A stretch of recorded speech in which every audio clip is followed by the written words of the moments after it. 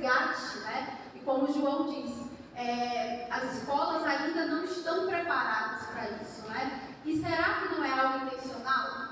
Aí traz a reflexão para a gente nessa noite. Será que não é uma estratégia de não fazer, porque eu não fazendo, eu continuo mantendo uma relação de poder, né? Então, a gente vem sempre percebendo que o único que trabalha com as relações étnico-raciais é o professor negro.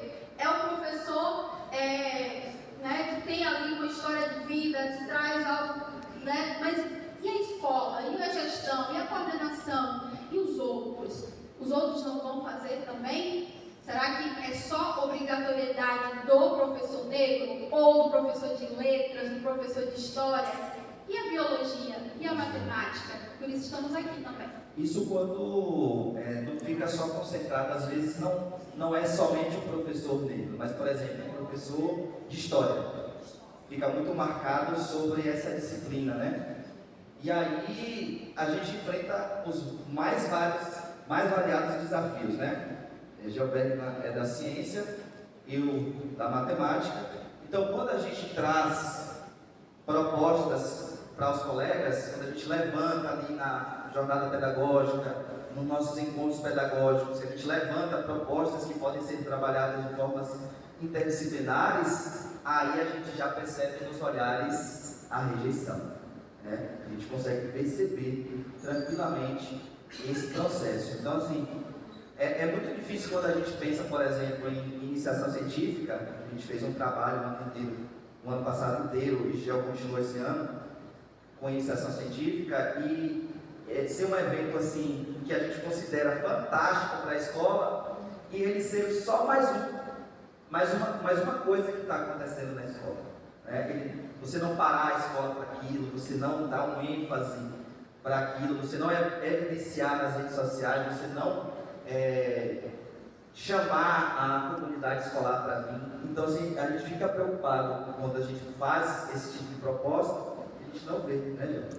Exatamente. Ou quando a gente faz uma proposta e ela é negada, porque sai da zona de conforto, né? Esse ano eu tive uma situação que eu fiz uma proposta para trabalhar com cientistas negros, né, com invenções de pessoas negras, né, e foi negado, não foi permitido o meu trabalho. Então, assim, a gente percebe que em vários momentos, com outras justificativas, com coisas veladas, mas a gente percebe que é sempre assim, vamos deixar na zona de conforto, né? Então, vamos fazer aquele mural na escola do mesmo jeito, da mesma coisa, porque aí a gente não traz algo diferente, né? Ou mostrar que o negro ele pode ser cientista, que ele foi cientista, né? Que a gente tem várias personalidades importantes na história que fizeram ciência, trabalharam com a matemática. Então isso a gente não fala não, porque dá muito poder, né? É trazer muita evidência. Mas aí a gente vai fazendo com as nossas estratégias, da nossa forma, e vai trazendo sim para esse espaço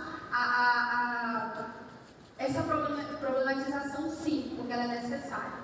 É importante deixar claro que essas propostas, elas são levadas, são negadas, mas elas são feitas. É importante a gente falar isso. Então, independente da aceitação ou não dos pares, a gente faz. Como pode, mas a gente faz, porque a gente quer deixar demarcado isso, né? A gente quer deixar demarcado a importância desse tipo de atividade. Então, por isso que a gente faz. Bom, dando continuidade, né, João?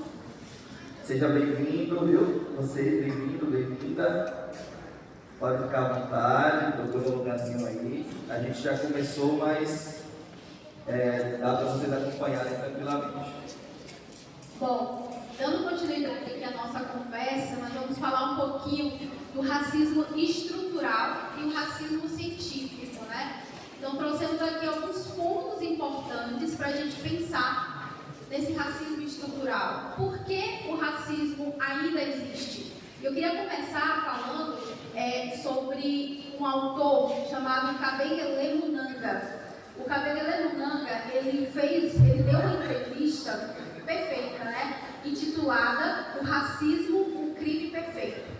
Tá? Quem quiser, depois ter interesse, você coloca lá no Google Racismo, um Crime Perfeito. Vocês vão ter acesso a essa reportagem, né? Essa entrevista, que é muito legal. E ele diz o seguinte, que no Brasil nós temos um tipo de racismo diferente por exemplo, nos Estados Unidos, né? No Brasil, nosso racismo, nosso